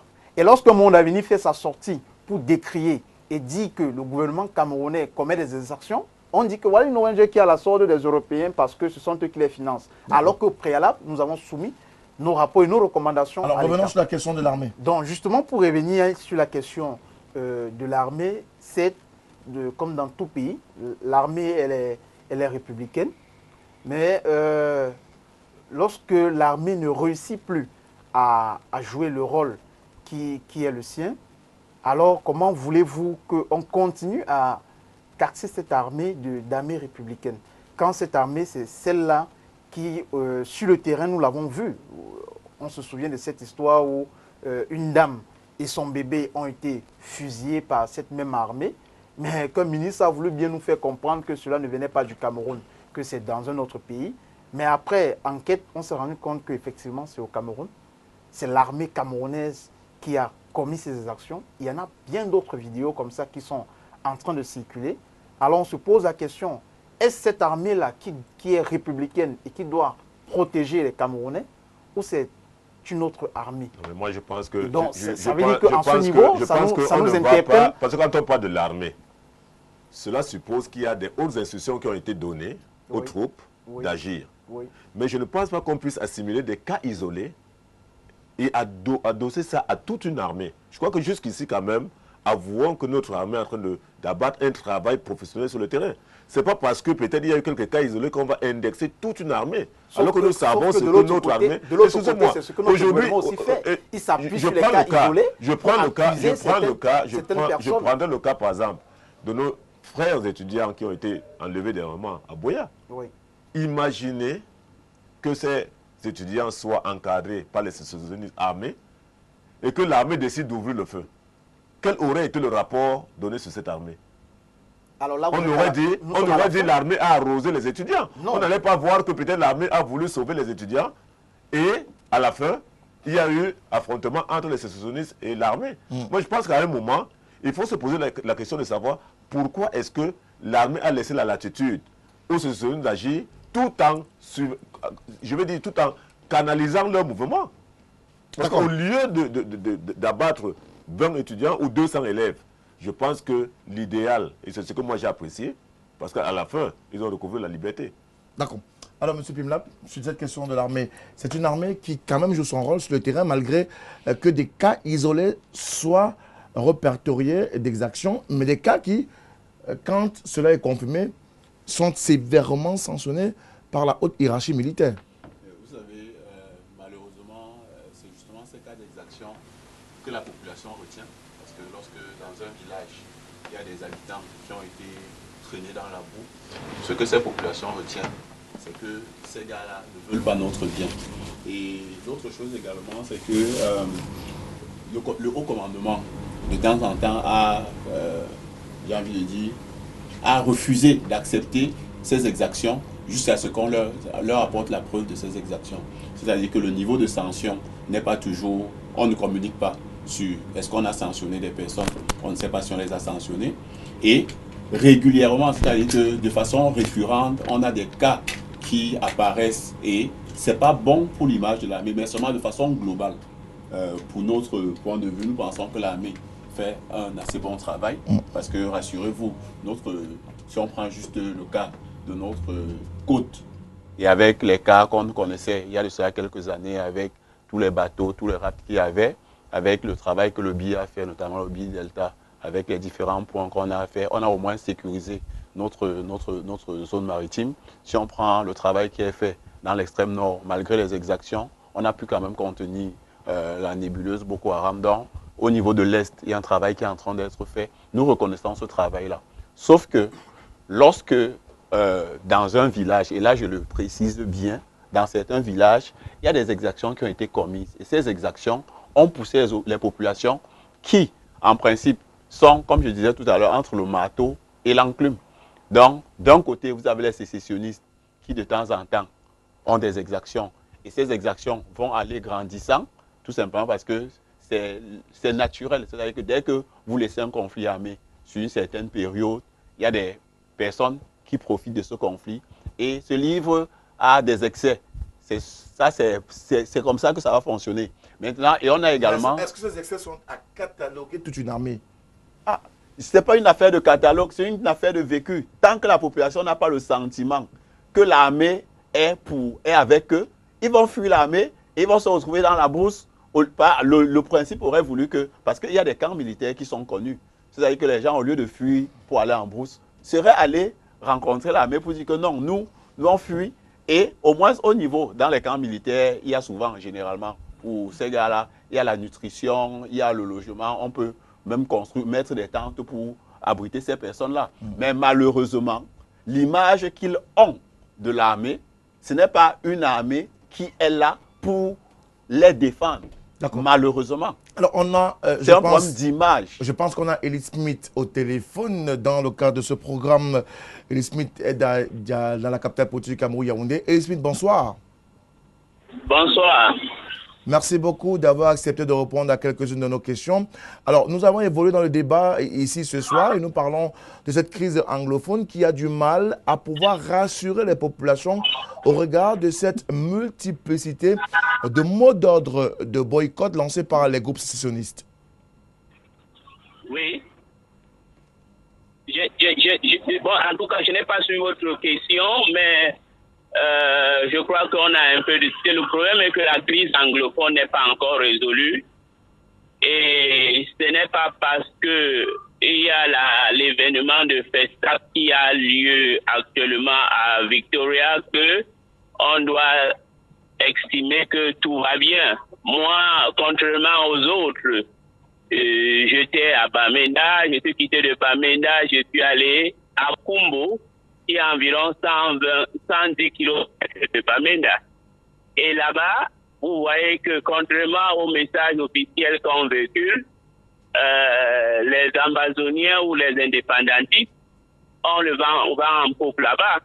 Quand vous arrivez par exemple dans la ville de Kumbo, toutes les banques sont fermées, les écoles sont fermées.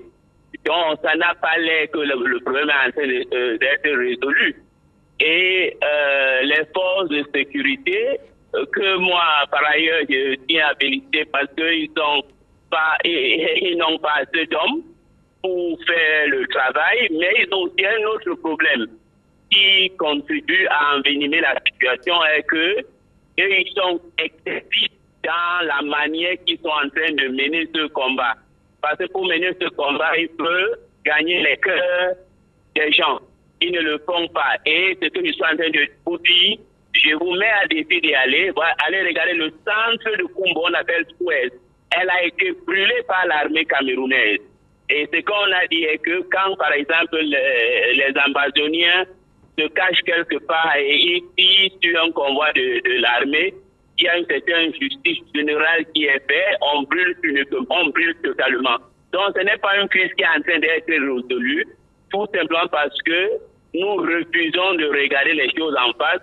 Et j'ai toujours dit, et je le dis encore, nous pouvions mentir entre nous, inventer tout ce qu'on peut dire, parce qu'on a toujours menti depuis 3 ans. Le problème fondamental de cette crise anglophone est qu'on n'a pas respecté la loi fondamentale de ce pays. Les révisionnistes ou les négationnistes vont vous dire que, bon, nous étions des Allemands, on ne refuse pas.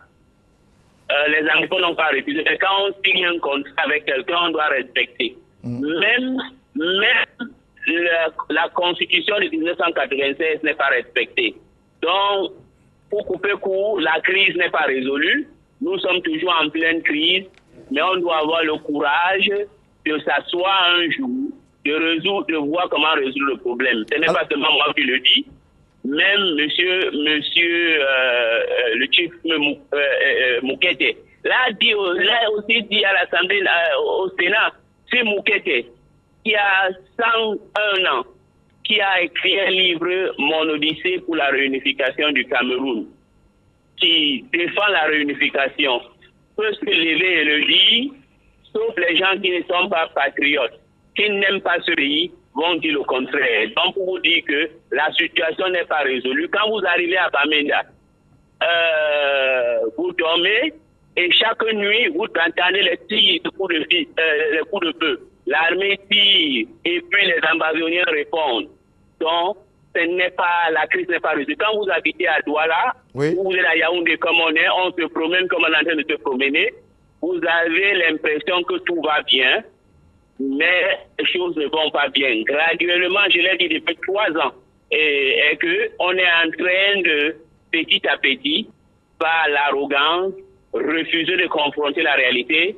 Et peut-être, je ne veux pas être encore un oiseau de mauvaise augure avec les mauvaises prédictions. On peut perdre une partie de notre territoire parce que nous sommes stupides, nous sommes arrogants et nous n'aimons pas ce pays. Alors, donc la crise n'est pas résolue. Je peux paraître répétitif. Organiser ces sacs à Victoria, comme les autres veulent le présenter, n'est pas synonyme à la résolution de ce conflit. D'accord. Alors, Ellie Smith, les gens disent que c'est les gens qui sont en train de quitter dans la brousse et présenter ça à la télé n'est pas synonyme à la résolution de la crise.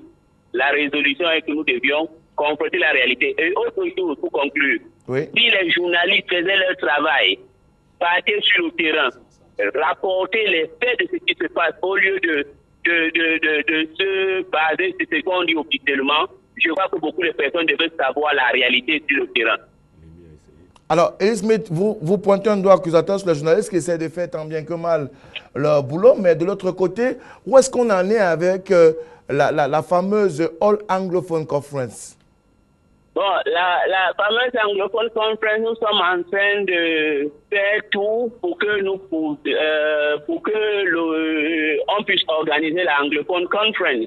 Mais vous savez que on est toujours face à un mur des gens qui ne voient pas le bien fondé. Et pourtant, individuellement ou collectivement dans le Anglophone General Conference, nous n'avions aucune ambition au-delà d'être capable de réunir des gens pour discuter sur les causes et proposer une solution. Et cette solution, nous ne pouvons pas résoudre. Nous prenons ça pour remettre au président de la République pour déclencher une certaine conférence parce que les partis anglophones sont toujours partis du Cameroun. C'est le Cameroun. On ne peut pas résoudre d'une manière isolée. C'est tout ce que nous avions voulu. Mais nous travaillons toujours. On a eu une réunion à Douala. On a eu des réunions à Bamenda. C'est la réunion de Bamenda même qui nous a permis d'y aller à l'extérieur rencontrer nos frères et sœurs. Donc nous sommes toujours en préparatif. Donc l'Anglophone General Conference est en préparatif. En gestation toujours, oui. Et nous croyons que un jour ou dans les jours qui vont arriver, nous aurions des solutions. Si on nous accepte de donner notre contribution. Merci à vous. Ellie Smith, qui est à Yaoundé pour des raisons de santé, je le rappelle. Ellie Smith a tenu à contribuer, à participer à ce débat de tout au clair sur la télévision du monde dans le cadre de cette crise qui est une fois de plus posée sur la table sur cette tribune. Ellie Smith est par ailleurs journaliste, mais il est en charge de la communication autour de cette All Anglophone Conference. Nous avons d'ailleurs tenu à la voir pour plus de précisions autour de ce qui se passe dans le nord-ouest et le sud-ouest du Cameroun. Merci à l'équipe technique qui est mobilisée. Merci également à Ellie Smith qui nous suit depuis Yaoundé, capitale politique du Cameroun, dans le cadre de ce débat. Messieurs, nous revenons sur ce plateau pour essayer de faire avancer le débat, puisqu'on a eu quelques précisions données par Ellie Smith dans le cadre de cette tribune et on avait déjà épilogué sur un certain nombre de faits. M. Batenguine devait également apporter un élément dans le cadre de cette affaire où l'armée camerounaise, d'une façon ou d'une autre, était mise en mal. Oui, maintenant, je vais avoir une autre lecture parce que j'aime bien l'image que M. Pim n'a pas donnée. Nous avons le marteau et l'enclume. Maintenant, il faut voir ça dans le contexte mondial. Dans le contexte mondial, nous avons aussi le marteau et l'enclume. L'État du Cameroun agit dans un contexte international où c'est un État de second, disons, de second acabit. Il y a les États de premier rang, les États puissants qui ont leur souveraineté véritablement. Il y a les États qui sont des constructions historiques comme l'État du Cameroun. Et il y a maintenant des organismes de la société civile qui sont des mouvements de pression, qui sont aussi des acteurs politiques déguisés, mais qui sont là et font un certain travail pour le peuple. Et quand vous avez ce genre de rapports qui sont produits par des organisations de la société civile, vous avez des gens qui sont impliqués dans des conflits sur le terrain et qui sont dans des lobbies à l'extérieur, qui peuvent influencer certaines organisations de la société civile, dont influencer la perception qu'on a du Cameroun à l'international. Vous comprenez la théorie du marteau et de l'enclume dans sa plus grande perception. En ce moment, l'armée camerounaise agit donc dans un prisme. Si l'armée intervient sur une zone, et là je veux revenir sur un fait, monsieur Moukoudi, c'est quand vous avez les armées qui interviennent sur des théâtres d'opération, il n'y a pas là-bas beaucoup de respect des droits de l'homme. L'armée américaine elle-même a été épinglée plusieurs fois en Irak, en pleine opération. En Irak, en Afghanistan aussi. En Afghanistan aussi. C'était pour défendre, bien sûr, un ensemble d'intérêts qui relèvent de la souveraineté des États-Unis. Et imaginez-vous que l'Amérique faisait une guerre sur son propre territoire, mais avec des gens qui sont, par exemple, soutenus par les Français, ou bien qui sont en train de se faire soutenir par les Français. Vous imaginez comment les Français débattraient de cette question là-bas en France, et les Américains, eux, sur leur territoire. En fait, la perspective dans laquelle l'État du Cameroun est, et c'est pourquoi moi j'encourage les jeunes à avoir une posture républicaine, c'est-à-dire comprendre le monde tel qu'il est configuré aujourd'hui. Pas avoir cette vision idéaliste de la démocratie suivant laquelle, lorsqu'on vous dit que le Cameroun ne respecte pas les droits de l'homme, vous prenez les droits de l'homme au pied de la lettre. Il y a une construction internationale où les questions fondamentales des droits humains peuvent être instrumentalisées à l'avantage des pays les plus puissants. Maintenant, pour revenir à la question de en zone anglophone, l'armée aurait dû, que je suis d'accord avec M. Pimla, dans le processus, parce que notre philosophie de défense, c'est la défense populaire. L'armée aurait dû construire des ponts en limitant le taux d'exaction. Et là, je vais plutôt interroger en fait. Monsieur Moutomé, j'ai été aussi informé, moi c'était un peu triste, que certains gendarmes qui sont dans la zone anglophone tenaient un discours tout à fait haineux contre Je préfère mettre ça entre parenthèses aussi. Disons, mettons entre parenthèses, mais un discours qui ne favorise pas le dialogue et du moins la récolte d'informations qui irait dans le sens plutôt de prévenir les actes des sécessionnistes. Et quand vous avez des personnes qui vont sur le terrain, qui n'ont pas cette approche du dialogue, de la communication avec les populations, qui arrivent dans une posture on est dans un slogan, ne le perdez pas de vue, depuis pratiquement 10 ans aujourd'hui, de armée-nation. Oui, et c'est même ça. L'armée-nation, c'est ça la défense populaire.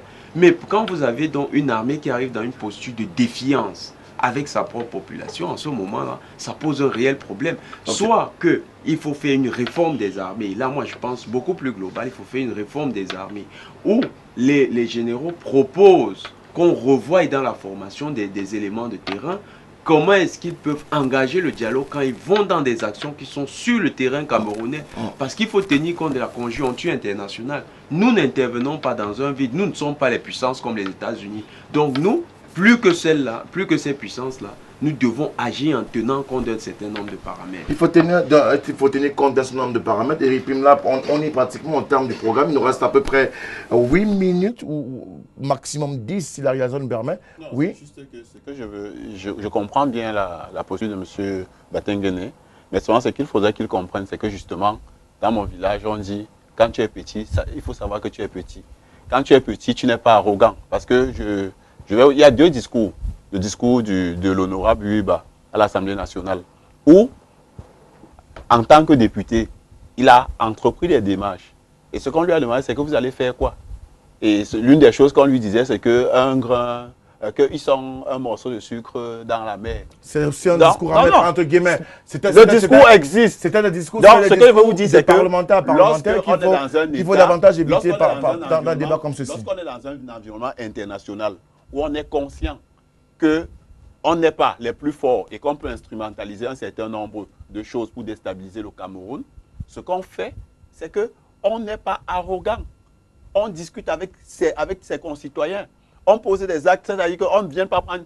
Une chose est sûre, c'est que dès que vous entreprenez une action militaire, il y aura des exactions. Je suis d'accord avec lui, il y aura des exactions. Sauf que ces exactions sont justement l'élément qui nourrit à la fois les sécessionnistes, parce que n'oubliez pas qu'au début de la crise, on a arrêté Mancho BBC est encore en prison. M. Arbobala a été arrêté, Paul Aya Abiné ont été arrêtés. Ils ont été libérés après. S'il vous plaît, lorsque vous dialoguez avec des personnes, vous décidez de les enfermer. Le message que vous transmettez aux autres, c'est que ne discutez pas avec moi. Parce que Kennedy disait, lorsque vous rendez la révolution pacifique impossible, vous rendez la révolution violente, j'ai envie de dire, pour ne pas dire mot à mot, inévitable. Sauf si vous croyez à l'idée d'une révolution, M. Pin. Les révolutions, je préfère le dire ici, hein, Oui. les révolutions peuvent être une idée qu'on vend un peu. Oui. Ça n'existe nulle part. Prenez la révolution bolchevique, ça, il y a une contre-révolution quelques années plus tard. Prenez la révolution française, il y a une contre-révolution plus tard. Prenez les Britanniques, c'est même pas la révolution. En fait, quand vous parlez de révolution, on peut... Parce que nous, les Noirs, on nous a vendu une fausse histoire du monde. La révolution n'existe nulle part. Partout où ça s'est fait, c'est les mêmes gens qui ont reconstruit avec de nouvelles personnes. C'est tout. Ce n'est pas le peuple qui a pris le pouvoir. Maintenant, si vous parlez des contextes africains en parlant de révolution, moi je dirais aux jeunes Africains, ne soyez pas illusionnés. Parce qu'il y a des gens qui vont contrôler ces mouvements que nous ferons et qui à la fin auront simplement une petite clique qu'ils vont encore replacer. Et cette clique va recommencer le même travail. Et si nous sommes toujours naïfs, on va recommencer les révolutions. On va retomber dans les mêmes Congolais l'ont compris et les Congolais sont en train de maîtriser leur historicité.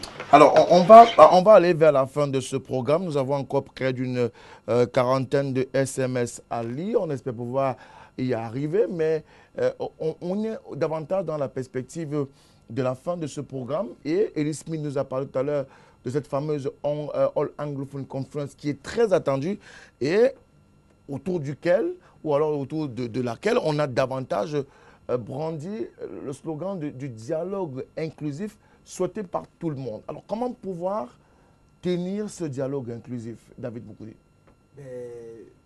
On aime souvent dire que comparaison, ce n'est pas raison. Mais je pense que c'est souvent des échappatoires parce que quand ça nous arrange aussi, on fait des comparaisons. Et on ne peut pas avoir honte de faire ces comparaisons lorsque c'est pour construire.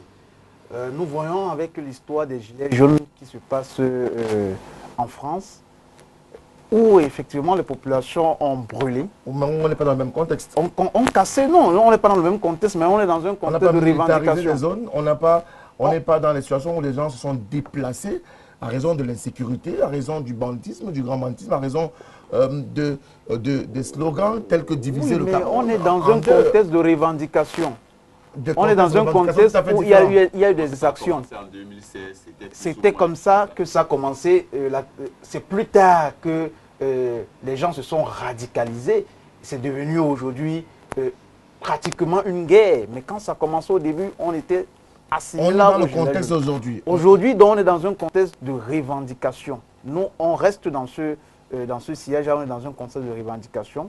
Et donc, on demande à ce que, puisque nous sommes dans un contexte de revendication, que les égos soient mis de côté et que justement, ce dialogue qui est demandé par tout le monde, parce qu'aujourd'hui, tout le monde en parle et tout le monde en propose. Ce n'est pas comme s'il n'y avait pas de proposition. Je vous ai dit tout à l'heure, en début de cette émission, qu'il y avait 3 grands groupes qui sont sur le terrain. Donc, le gouvernement ne peut pas nous dire qu'il ne sait pas avec qui dialoguer. Ces gens existent. Plusieurs leaders les ont approchés, ont discuté avec eux. Ils sont identifiables. Il faut aller vers eux pour discuter. Aujourd'hui, des groupuscules de comités de dialogue et de discussion sont organisés dans les quartiers.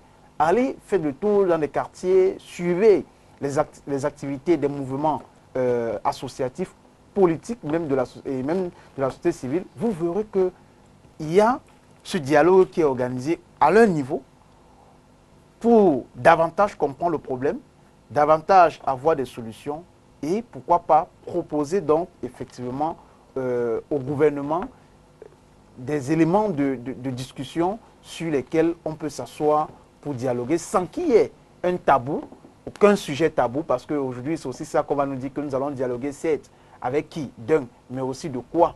Parce qu'on dit que la forme de l'État n'est pas discutable. Mais non, il ne s'agit pas de ça. Est-ce que la forme de l'État est discutable dans la situation qu'on connaît dans le nord-ouest, le sud-ouest du Cameroun? La partition du Cameroun n'est peut-être pas d'actualité. C'est d'ailleurs le slogan de certains partis politiques de l'opposition, même si d'autres, notamment le SDF, prônent pour le fédéralisme tel que le souhaite aujourd'hui Chief Mokete. Steve Moukete est en train de parler du fédéralisme, le SDF parle du fédéralisme. Mais je ne veux pas rentrer dans les considérations, je ne suis pas un juriste publiciste pour comprendre très bien de quoi il est question. Mais ce que j'ai appris des débats de ces spécialistes-là, c'est que ce soit le fédéralisme ou le régionalisme, parce qu'ils prennent souvent la comparaison. L'Espagne pratique le régionalisme, les États-Unis le fédéralisme. Pourtant, en Espagne, on a des régions beaucoup plus autonomes parfois aussi.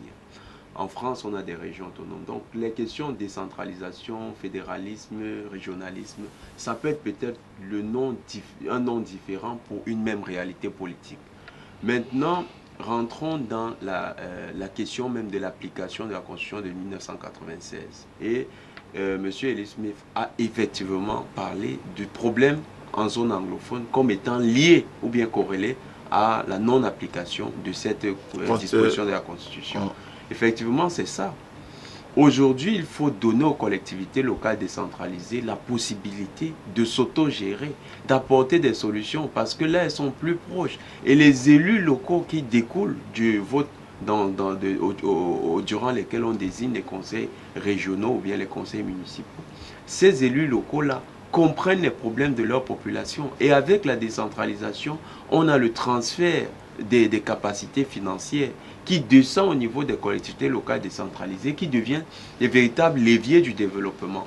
Or, aujourd'hui, le grand problème, quand vous regardez les débuts de la crise en zone anglophone, c'était, quand on posait les problèmes sur la table, c'était la pratique les pratiques de droit. Donc, il n'y avait pas des tribunaux autonomes, comme on remarque quand il y a des régions autonomes.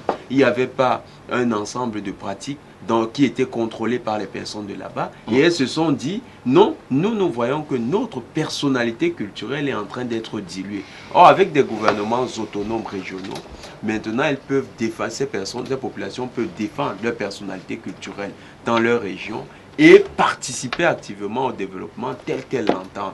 Et l'État central s'occupera alors simplement des questions de la défense nationale, des relations internationales, de l'économie. Voilà une proposition qui est jetée sur la table par M. Batengene, qui nous vient du mouvement 11 millions. Il y a une question qui a été posée par un téléspectateur. Je voudrais peut-être que vous sortiez par là, puisque le SDF reste campé sa position, le fédéralisme ou rien, pour peut-être sortir de la crise anglophone. Mais on vous a demandé, qu'est-ce que vous faites au SDF pour davantage permettre aux déplacés d'être mieux considérés, ou alors mieux pris en charge dans la sphère qui est la nôtre aujourd'hui, puisque tout le monde est concerné par cette crise? Ce que j'ai envie de dire, c'est que ce n'est pas de la responsabilité du SDF en tant que parti politique. C'est trop facile dit comme ça.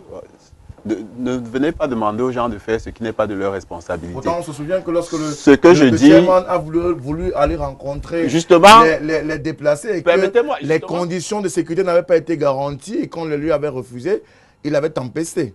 Permettez-moi justement de dire une chose, c'est-à-dire que ce n'est pas de la responsabilité du SDF de s'occuper des déplacés internes. Maintenant, en tant que parti, nous avons fait une collecte de fonds et de vivres et l'État du Cameroun nous a empêchés d'aller les donner aux populations qui étaient de l'autre côté de la frontière, notamment au Nigeria. Pourquoi aller au Nigeria alors qu'il y en a qui sont encore à l'intérieur? S'il vous plaît. C'était une question juste. Ceux du Nigeria étaient dans un camp, c'est-à-dire ils sont identifiables. Aujourd'hui, pour donner, et c'est pourquoi je demandais, par exemple, dans la région du littoral, où est-ce qu'on accueille les personnes qui sont déplacées. S'il y avait des zones où on accueillait des personnes déplacées, par exemple, moi, le jour que j'ai mes 5 litres d'huile, je serais, par exemple, allé dans ce camp, j'aurais déposé pour accompagner ces personnes. Maintenant, ce que je disais, c'est que justement, le fédéralisme, contrairement au régionalisme qu'on veut nous vendre aujourd'hui, c'est que dans le fédéralisme, on n'aura pas un président du conseil régional qui aura un gouverneur à côté de lui. C'est-à-dire que lorsque j'ai une administration dans ma région, je gère l'administration de la région. Et maintenant, le gouvernement central a des prérogatives qui sont connues. Donc, globalement, il est important de noter que le fédéralisme est une des solutions. Parce que ce n'est pas non plus une panacée. Parce que si on avait appliqué la Constitution de 1997... Le Nigeria a des problèmes de sécession. Pardon. C'est quoi j'ai dit, ce n'est pas une panacée. Mais nous pensons qu'au jour d'aujourd'hui, le fédéralisme est le meilleur moyen pour permettre justement qu'au niveau local, les uns et les autres puissent se prendre en charge véritablement. Parce que la décentralisation qu'on nous vend n'est pas une décentralisation. Prenons juste le cas de... On ne va pas rentrer dans les détails non plus. On est en fin d'émission. Monsieur Bibou? Moi, je pense que ma crainte est énorme avec ces deux concepts. Qu'est-ce que nous recherchons aujourd'hui? Parce que lorsque nous regardons à peu près ce qui se passe avec les revendications de nos frères des zones anglophones, c'est les mêmes problèmes que nous rencontrons partout. Moi, je suis de l'arrondissement de Nyanon, mais pour arriver chez moi, je ne vous dis pas, je suis à quelques kilomètres de Douala. Vous êtes déjà entré dans un bureau, vous avez parlé. Je dis, mais pour arriver, non, c'est pas une question de langue. Non, je vous demande, parce que nous-mêmes, êtes-vous déjà arrivé dans un bureau? Attendez. Vous avez parlé. Non, on n'est pas au niveau des langues. C'est une frustration que des gens vivent au quotidien. Nous sommes au niveau des langues. Nous sommes au niveau de l'enclavement de toutes ces zones. Parce que, avant, tout était concentré au niveau de Yaoundé. Et le développement des régions a pris un coup, qu'aujourd'hui, toutes les régions du Cameroun sont en train de revendiquer l'autonomie en termes de gestion des moyens.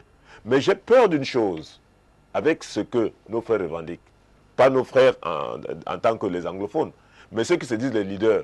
Est-ce qu'ils seront sincères lors de leur conférence pour dire, nous voulons tout simplement que nous nous prenions en charge par rapport au développement de nos régions.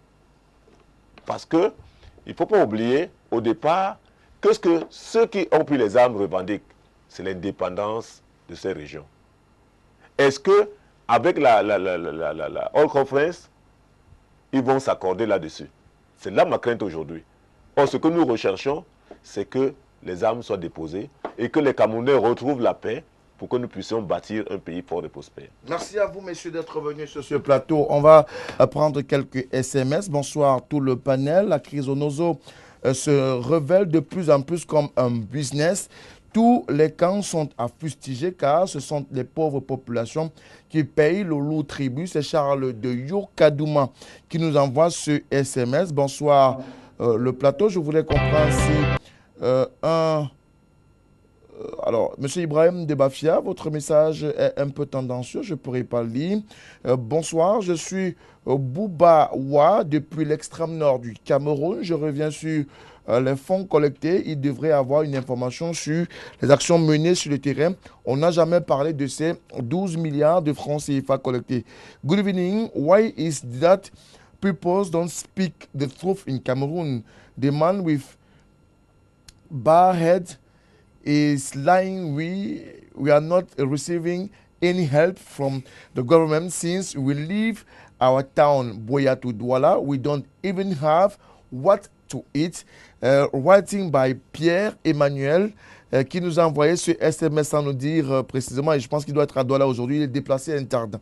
Bonsoir, si ça ne vous dérange pas, proposez simplement votre idée et nous ferons le plaisir de la lire ce soir. Alors, greeting to you all in the studio. Paul Atangandi is not a minister of the people, but to a party. Because if you love your people, you will look for a means to solve this crisis. That sharing bag and rice on other things. Will this bag of rice building house for the peoples? Ghislain from Douala qui nous a envoyé ce SMS. Bonsoir à vous. Monsieur Romiol Dankou depuis Douala, bonsoir à vous sur le plateau. S'il vous plaît, j'aimerais que le monsieur du RDPC nous explique comment l'État accueille les déplacés du nord-ouest et du sud du Cameroun ici à Douala, car moi, j'en fais partie, ou je fais partie des déplacés. Actuellement, je vis chez un inconnu. Nous dormons 5 dans une même chambre. Situation assez difficile et complexe, mais qui est pourtant la réalité des Camerounais. Je pense que le début de solution de cette crise anglophone commencerait lorsque nous accepterons qu'il y a un problème anglophone au Cameroun. Thierry Amouroudodia à Yaoundé. Et puis, un autre SMS. Bonsoir à tous. Belle émission comme d'habitude. Il n'y a pas de crispation sociopolitique. Il y a de crispation sociopolitique que dans les réseaux sociaux, les médias classiques. Sur le terrain, il n'en est rien. Aucun leader d'un autre parti politique n'est incarcéré. On ne parlera pas de la situation du MRC ce soir, messieurs, qui nous envoient des messages sur cette question. Alors, d'autres SMS qui nous sont arrivés. Good evening, it's Mr. Ebai from Bamenda. The truth is, most of your panel know a little think or nothing about the situation in our West and Southwest Cameroon. Mr. Biya and his funny or his government know the solution, but really don't want the problem solved in Northwest and Southwest Cameroon. Bonsoir le plateau. Comment accueillir ces populations qui nous viennent du nord-ouest et du sud du Cameroun? Maï Paul qui a envoyé ce SMS de 50 textes à Douala. Bonsoir, mais c'est triste de voir notre pays ainsi. À quoi servent ces dirigeants concernant la crise anglophone? Mais c'est triste également et même exagéré que le bas peuple soit celui qui subisse malheureusement cette situation. C'est M. Kafouza depuis Douala qui nous a envoyé ce SMS. Plusieurs autres SMS sont arrivés, tout comme celui-ci. Si les gens de Yaoundé sont là-bas, ils disent que la situation est sous contrôle, que chaque lundi ici, tout va mal, mal fort, Boutengene, Boyakumba, c'est très grave. On tue les gens partout ici. Nous vivons ici dans la peur quotidienne, la torpeur hebdomadaire. Les enlèvements sont quasi quotidiens. Notre pain, ça ne va pas comme on veut nous faire croire à Yaoundé. Vivre ici se définit par une bonne dose de courage. La majorité des familles ont envoyé femmes et enfants ailleurs dans le pays qui, parmi ces gens, là, peuvent se rendre à Mouyouka ou à Kumba. C'est grave. Nos soldats perdent leur vie tous les jours. L'armée fait beaucoup. Nous les respectons. Nous respectons beaucoup notre armée.